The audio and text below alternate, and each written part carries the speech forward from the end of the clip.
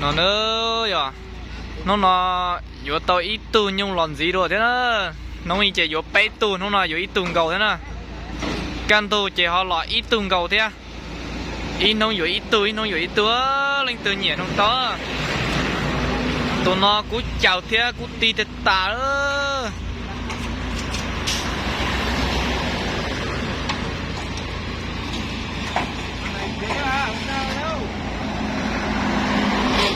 chào thế cú ti thế ta đó chắc kia là trả nó trong khi còn trong ít biết cho trên tay thế cú chào thế ta đó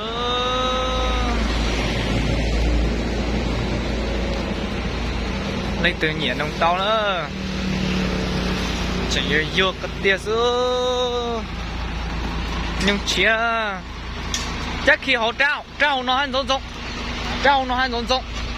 khi họ có hay rộng khi họ rộng có còn rộng mình chỉ cho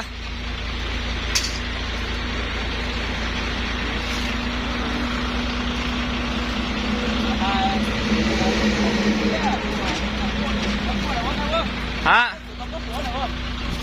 mua vâng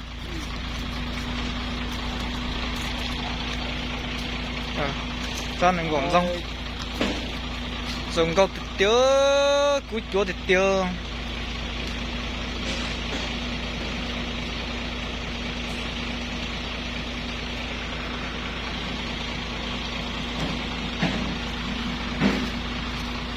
cho nó đứng lên mát tầm 3 phút cho nó uống nước. Vâng. Tầm 30 phút nữa là cho uống chứ đừng cho giờ đừng mình nóng. Vâng. Anh điền cho nó đấy. Để em hỏi tiền bao nhiêu để em nhận. Vâng. 2 triệu. 2 triệu á. Anh điền cho nó em gặp nó. Cú dùng thật táo chỉ hai kia nó chơi sống thật táo nếu thái này phải chống chỉ bố cá cua